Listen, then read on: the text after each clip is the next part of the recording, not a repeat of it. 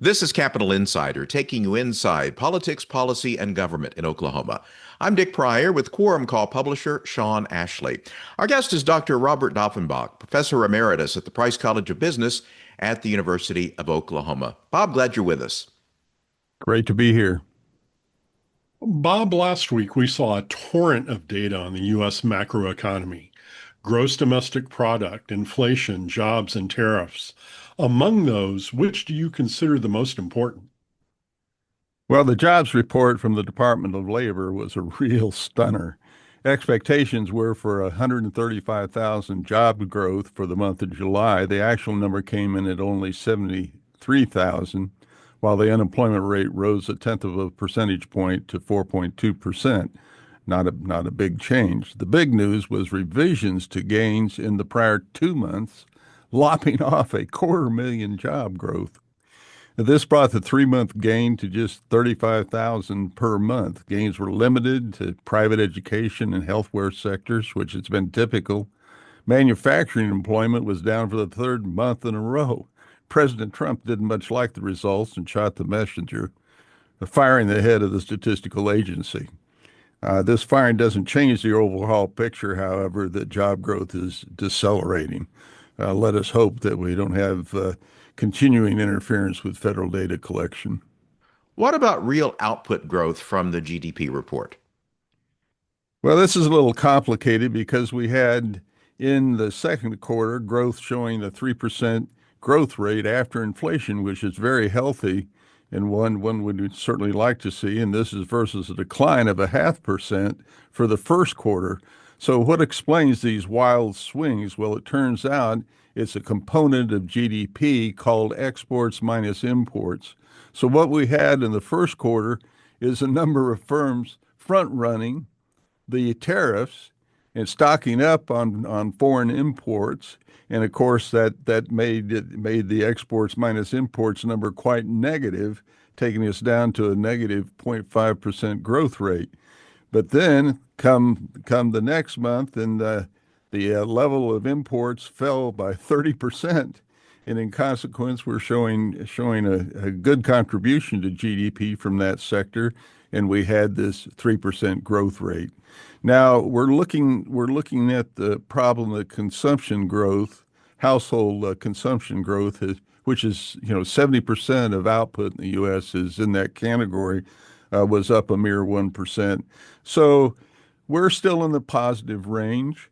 We're not going to be growing substantially higher, but that's no sign of recession. You have to have negative GDP numbers in order to say you're in a recession. You mentioned tariffs. Is the picture becoming clearer about their impact? Yes, I would say it's a little bit clearer. Despite the fact that we don't have agreements between Mexico, Canada, China, and India, these negotiations remain in limbo. But it's becoming clear that the rest of the world is going to pay between 17%, 15% being the most likely. Now, get this. Here's the biggie. That will generate 360 billion annually, making the tariffs the largest increase in recent history. But the problem is, of course, with the sizable deficits we have at the federal level, once these revenues start coming in, they're going to be hard to relinquish by any administration. And the problem with tariffs is they're a consumption tax. Ultimately, in the short run, both firms and consumers will pay more. In the long run, consumers will bear the full incidence of the tax. And of course, consumption taxes are regressive, hitting the lower income classes much more heavily. How do you see tariffs affecting inflation? I'm thinking that we don't know a whole lot about that yet. In fact, that's what's holding back the Fed. We are not looking at terribly great inflation numbers at present. In fact, by the Fed's core personal consumption expenditures, excluding food and energy, I don't know quite why they always do that, but we're looking at 2.8% on the inflation measure, their favorite measure. This is up from 2.6%. No big worries at present. And of course, the issue is the Fed's wanting to see, driving through the rearview mirror, just what the impact of tariffs will be.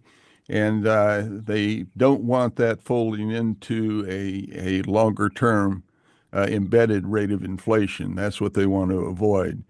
So I suspect, however, that with the weak jobs report we just had and any continued weaknesses, indications of weakness, we'll see the Fed agreeing to lower interest rates a quarter percentage point in September. That's the thinking now. So there's still a lot of that's unknown, uncertainty squared, I call it, and we're certainly looking at volatile information coming to us on what the ultimate directions are going to be. How is the Oklahoma economy faring heading into the second half of the year? Well, I tell you, I finally have some good news to talk about. We're doing better than the nation in employment growth. Year over year in June numbers, the nation grew at 1%. The state grew at 1.8%. And more than that, we're looking at more balanced growth across the state.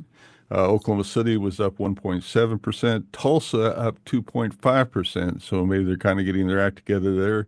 And the balance of the state up 1.5%. A lot of numbers, but essentially doing quite a bit better than the nation in job growth and more balanced growth across various sectors of the state. In June, total state collections, so of course we certainly watched that, were flat year over year.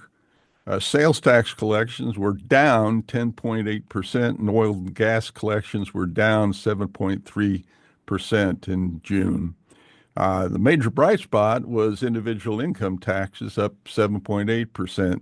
So since falling sales tax collections were by design, we had continuing lower rates on food, grocery store. I think the Oklahoma economy is doing really remarkably well at present.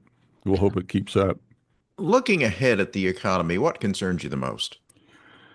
Well, as in my previous talk, I'm very concerned about the federal debt and deficits. There doesn't seem to be much fear right now, but Trump's big beautiful tax bill allows the federal debt to rise from 36 trillion to 41 trillion, $5 trillion. And I fully expect that we'll hit that level of 41 trillion in total debt, 41 trillion within the next 4 years. And we're going to become more and more concerned about Social Security spending, social welfare spending, and I think that's going to be very much the headlines that we see later on in this decade. I also worry about a shrinking labor force. The one beautiful tax bill allocates $350 billion for mass deportations, detention centers, and 10,000 new ICE hires. And I think it's very little understood how important immigration, both legal and undocumented, has been to labor force growth in the United States and how dependent we are on immigrant labor for our output levels in the U.S.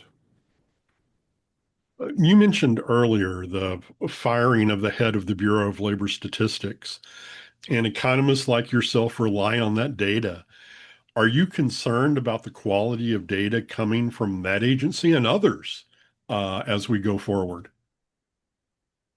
Yes, I am. I would, and believe you me, Wall Street would very much hate to see federal data collection become politicized, and that we just can't have. You have to have professionals. This is the monthly jobs report. It's a very complicated system. It involves surveying some 650,000 establishments. 650,000 establishments. A huge data effort.